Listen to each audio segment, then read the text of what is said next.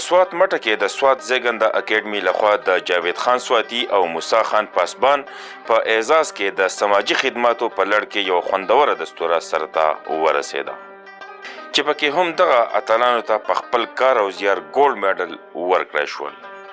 په غونډه کې د ملک عبدالحمید ترابي، محمد حنیف قیس، ابراهیم بیدروال، ډاکټر سید الله خادم نه علاوه ګڼ شمېر ادبي او سماجي شخصیاتو ګډون وکړو چې پکې د مختلف ادبي شخصیاتو لخوا اعزازي شیلډونه هم ورکړی شول. په دغه لړ کې مشال ټي وي ته خپلې خبرې څه په دا ډول څرګندې کړې. زه خو د برهان الدین حسرت صاحب او د هغه د ټیم ډېر زیات شکرګزار یم، بلکې زه به هغه ته خراج عقیدت پیش کوم د هغه په دې کاوشونو باندې چې هغه لګیا دی چې زموږ په دې سیمه کې زموږ په دې علاقه کې چې کوم خدای خدمتګاران دي د هغو له کوشش کوي، حوصله افزایي ورکوي، هغو له مختلف قسمه پروګرام ارینج کوي، د هغو حوصله افزایي کوي. نن چې دا کم پروګرام دی په دې کې ګولډ میډل دی، نو دا هغه کسانو دپاره دی کم چې زموږ په دې علاقه کې خدای خدمتګاران دي.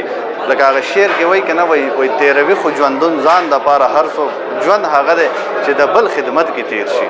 اصل کې د پښتنو د پرمختیا یا د پښتنو د ډاډګیرنې لپاره داسې قسم پروګرامونه کول، داسې قسم هلې ځلې کول، دا که موږ وګورو په سوات کې نو په خاص کر باندې بیا برهان الدین حسرت صاحب هغه ته دا ټول کریډټ ځي. او نن خو بیا زما لپاره د خوشحالۍ او د ویاړ خبره دا ده چې دا اعزاز زما ډېر قدرمن ملګري جاوید خان سواتی صاحب ته روان دی. نو زه په دې باندې خوشحاله هم ډېر یم او زه زیډ ایس اکیډمۍ ته خراج تحسین هم پیش کوم چې هغوی دا قدم پورته کړو. الله دې وکړي چې دوی دا قدم مخ په وړاندې هم لاړ شي او د سوات نور ملګرو ته هم داسې اعزازونه او ګولډ میډلې ورکړي.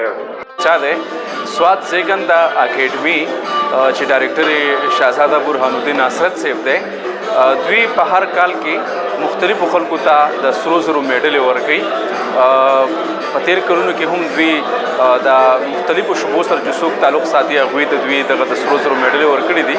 سږ کال دوی یو سماجي شخصیتونو ته دغه د سرو زرو میډل ورکوي چې په هغې کې جاوید خان سواتی صاحب چې د سوات د بیالوت د سعودي عرب په خاوره سینیر سفیر دی، او بل زموږ د مټې د سکاوټ اوپن ګروپ لیډر موسی خان پاسبان صاحب په نامه باندې دغه دواړو شخصیتونو ته دوی د سرو زرو میډلې ورکوي.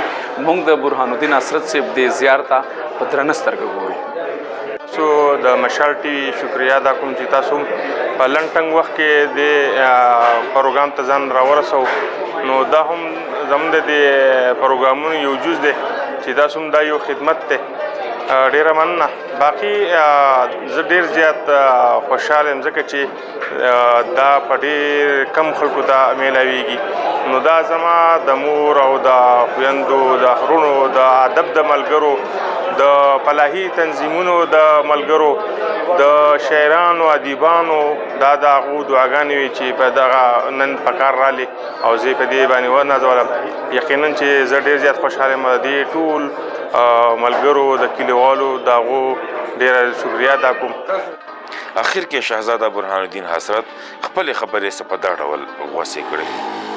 دستوره کې ښاغلي جاوید خان سواتی صاحب له او ښاغلي موسی خان پاسبان صاحب له د دوی په دې زیار باندې چې دوی په دې ولس کې لګیا دي او هلې ځلې کوي. په تیره جاوید خان سواتی صاحب هغه په الیاس سعودي عرب کې د خپل کار دپاره هلته وخت اړوي او په هغه شګه کې د خپلې خولې نوړۍ کموي. د دې چې په سیلاب کې، په زلزله کې او په قدرتي مصنوعي آفاتو کې دا ولس سپورټ کوي، د غټو غټو بیماریانو سپورټ کوي. نو د دوی د دې زیار خو موږ حق نشو ادا کولی. برحال د ایس ډي اکیډمۍ لخوا دوی ته نن د سرو زرو یو تمغه میلاویږي ګولډ میډل. او دغه شان موسی خان پاسبان صاحب چې دي هغوی هم په دې بر سوات کې لګیا دي، خپلې هلې ځلې په مختلفو کرایسس کې کوي. نو هغې ته هم د دوی د دې زیار په حواله باندې د سرو زرو تمغه میلاویږي په سماجي خدماتو باندې، په انسان دوستۍ باندې او د ولس د خیر ښېګڼې په حواله باندې. حمید الرحمن همدرد، مشال ټي وي، مټه، سوات.